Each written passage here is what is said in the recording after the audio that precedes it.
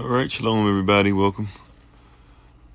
Gonna be here real brief. Usually we're not on Wednesdays, but since we weren't on last night, gonna try and make an exception for this evening. Just gonna grab a little more of something to drink, and then I shall return. Give us a second.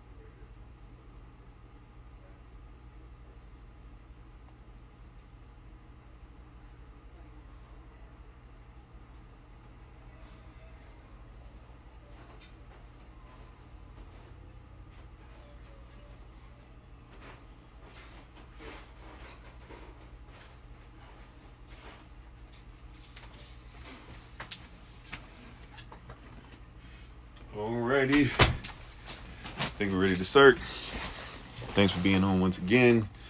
As always, it's Pastor Kofi. May the words of my mouth and the meditation of my heart be acceptable in Yahweh's sight. He is our strength and our redeemer. And it's in his name, which is his authority, that we pray, praise, proclaim, project, and protect this message. Amen. Just checking in with a quick hi, quick hello. Shalom again, Betty. Bouncing from one live to the other. Hey, Joy lives here. Anubis, how you doing? We might not have that many people on, especially if people come on. And, it's a little later. Thank you to everybody again, by the way, who helped us to make sure that we can come back on live. Yesterday, Rising, they told us that we were selling drugs and stuff on the live, which is the same thing that they did on the original live page and on this page. So we're thankful and grateful to everybody that said something. So I figured I'd come on today real quick to just, say hello, to say hi. As far as stuff that's on our mind, just kind of continuing to make sure that people are great. I think if I don't have anything else to say, hopefully you guys are learning more about self and all this knowledge that's being given out by everybody. I always want to bring it back to self. We kind of been focused on self-control, self-relevance, sovereignty, which is basically the ability to rule over oneself. We want to keep committed to that. In this time frame where everything is about what does everybody else think? How many views do you get? Does your body look like everybody else's body is supposed to be? Are you getting the shots that everybody else is supposed to get, or not getting the shots that the people agree with you're not supposed to get? Shalom, Sister Tashima, how you doing? All these different things that are out there. Just make sure you're taking time out for you, if I could say nothing else. That's not necessarily the most profound of things. Shalom, Sister Tanya, how you doing? It might not be the most profound of things. It's one of the best things that I could tell you, though, and to remind you of. Like, take time out for you. Take time out to dress the way that you feel like you're called to dress. Take time out to believe in yourself when others might not believe in you, or take time to believe in you. Take time out to love yourself, to do self-care, to believe in yourself, etc. Like, take time out for you. Take time out to do great things, majestic things, powerful things, to speak well of yourself and others. Take time out to make your family work. A lot of times we're so busy making sure that all families are working. I'm not mad at that, right? That's community building. However, remember, every community is based off of the families, right? And so if the families aren't straight, the individual families aren't straight, community can't be straight. So take time out to do that, take time out for you. And all this, a lot of life coaching and things that are going on, one-on-one sessions, people asking about classes, et cetera, et cetera. Really, a lot of this stuff comes down to me having to remind people, like, where are you at? And all that stuff. But matter of fact, maybe we can call that this. Where are you at? And all the stuff that's going on. You can tell me where the bills are at. Where are you at? You can tell me where your weight loss journey is, and I'm proud of you. I see some of you posting stuff about yourself. But where are you at? Don't when you losing the weight, don't lose a sense of you. I've heard of people that get into relationships. I've heard sisters talk about getting relationships and they got with a man who actually was worthy of them, who sold into them, who wanted them to be better, who gave his best effort, all these things. And, you know, but he, but, and she got to a place where she got built up and then she felt like she didn't need him anymore. Right.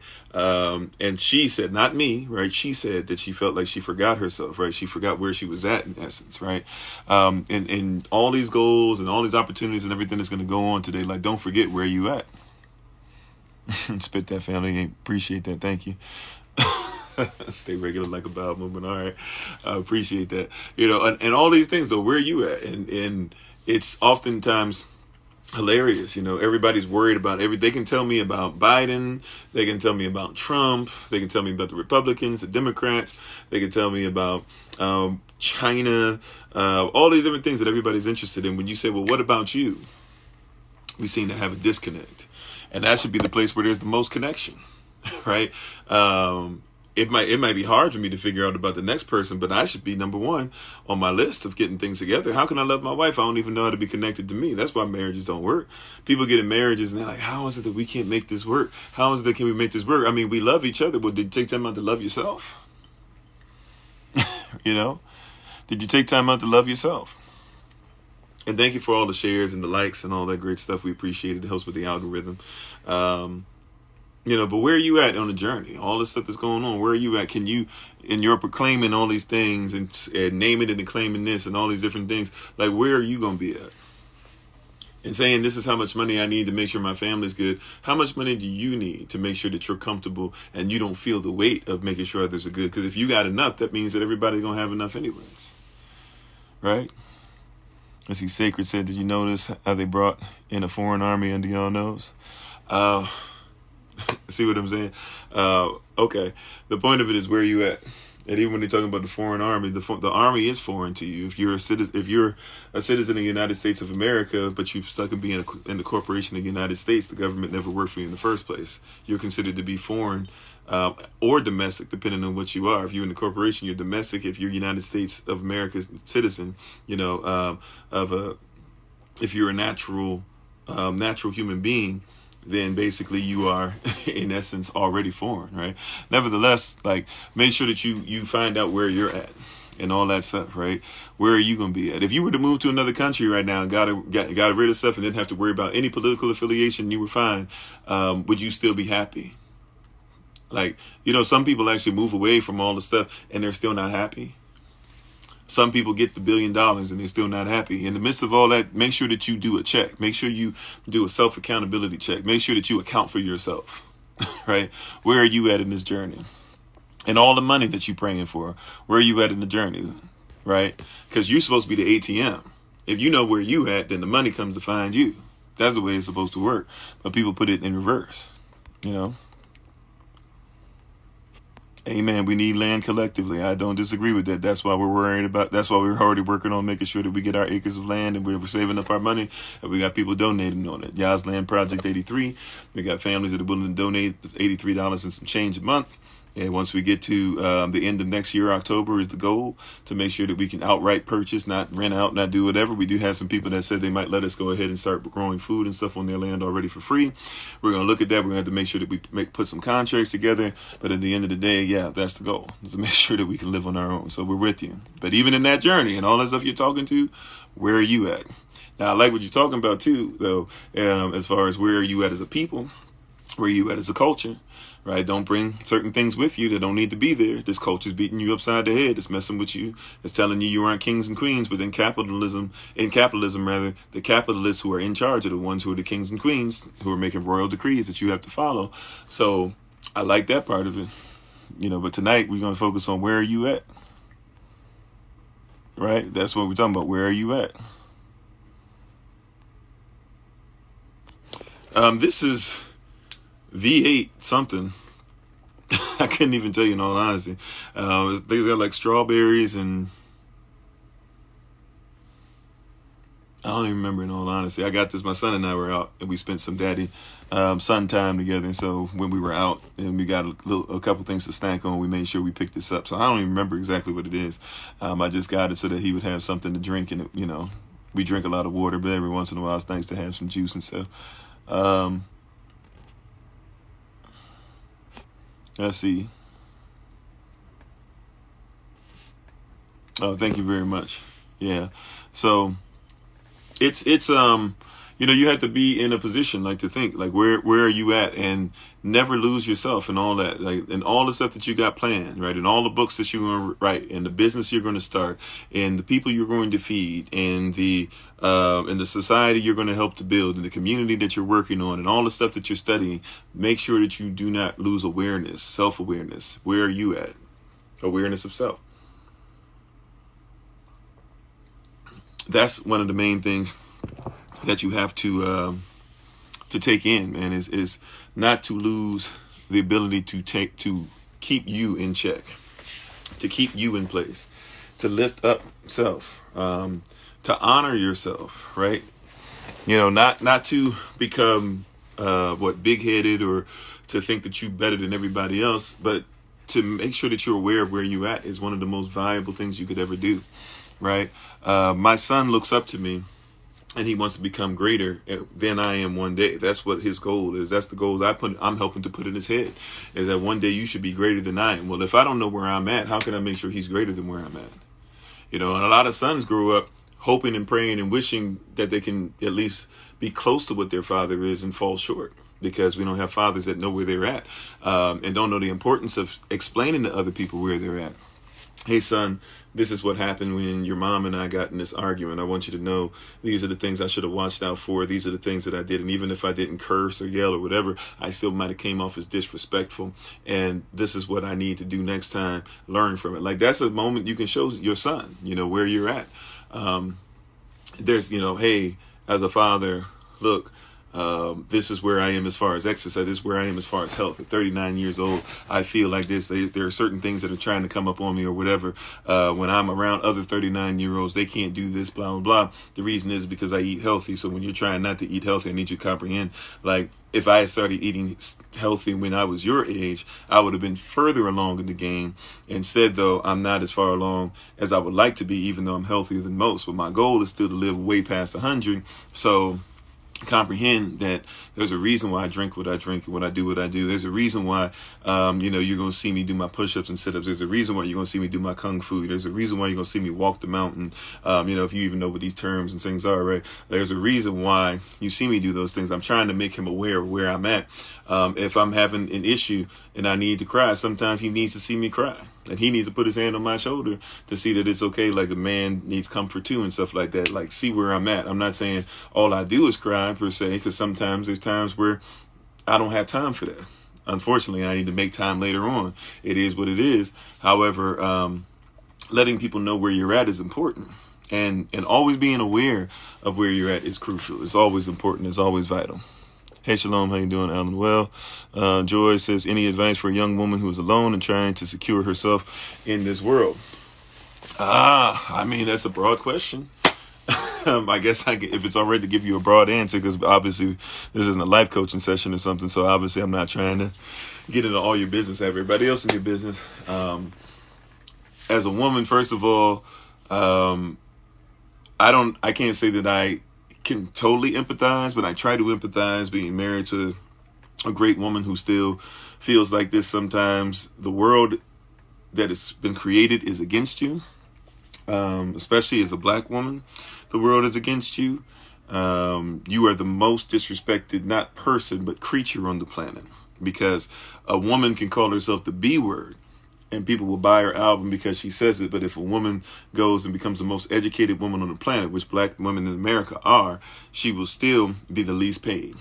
And there are women that will call themselves the B word before trying to get a degree, or get a degree and still call themselves the B word, because people like it more when you call yourself the B word than they do when you're educated. Nevertheless, I comprehend that. My advice to you, and this is from a male perspective, we got to be real in that, right? But from the male perspective, I would say that number one, first and foremost, discover, to try and do what you can do to protect the little girl in you, to go back to things. There's probably things that the little girl had to find out where innocence was lost, not just as far as sexually. I'm talking about having to learn things the way the world looks at women. and try to find those places and deal with them. In all honesty, whether it's me or somebody else, doesn't matter. That part doesn't matter as much, but find somebody who you can talk to as far as keeping you honest on things, who can coach you through some things. Find an older woman who has gone through similar situations and is willing to be honest about those situations. One of the worst things that happens is when women come and say, I need help, this and that, or whatever, and people just look at them bad because, oh, you got children or you got this or that, like they didn't do, like they weren't out in the street when they were younger. So find somebody. That's what, even the Bible tells us, like that older women should be looking out for the younger women and teaching them, just like older men should be doing the same thing with these boys becoming men. As a woman, your number one need is going to be protection. So start being a wife now. If I don't know if you're married or not, it seemed like the question said that, the way the question was posed, that possibly you're not married. Your number one thing is security. Learn what it is to be a wife and the wife of the Most High first. Once you learn what that is, you'll be protected by Him.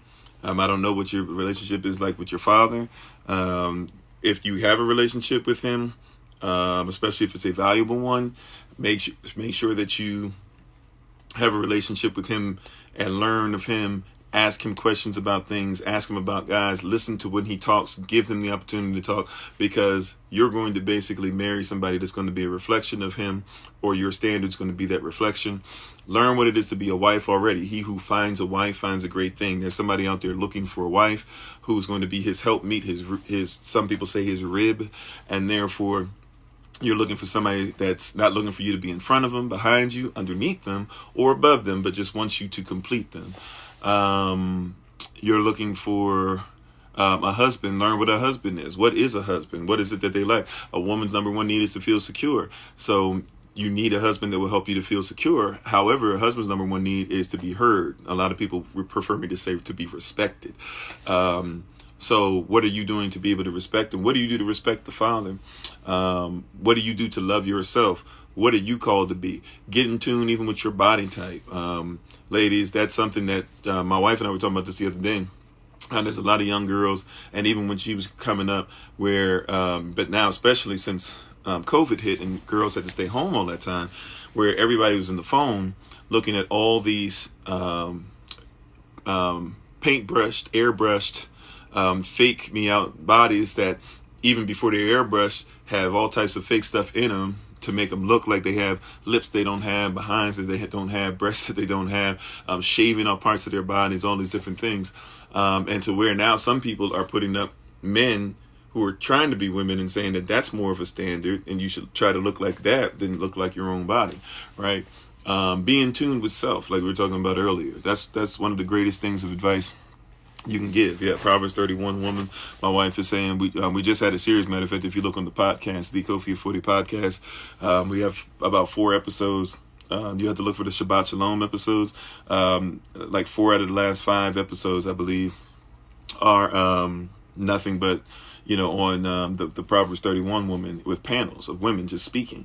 Have things like that. We're developing some stuff to make sure that down the line our sisters will be able to have some sisters only stuff that will be able to be a blessing to them and help them to move and to grow and to learn from one another. The goal is to be when people use the term virtuous woman, the word virtue or virtus is actually a Latin term, and it means how you represent. So how do you represent Yah? How do you represent your culture? How do you represent your mother and father? All these different things. Those are things that are important. I would say look for those things first. Let's see. Joy says, I'm trying to cope with discovering that other people have different levels of consciousness. That's true. Other people have different levels of consciousness. You have to figure out, well, first of all, I would say this.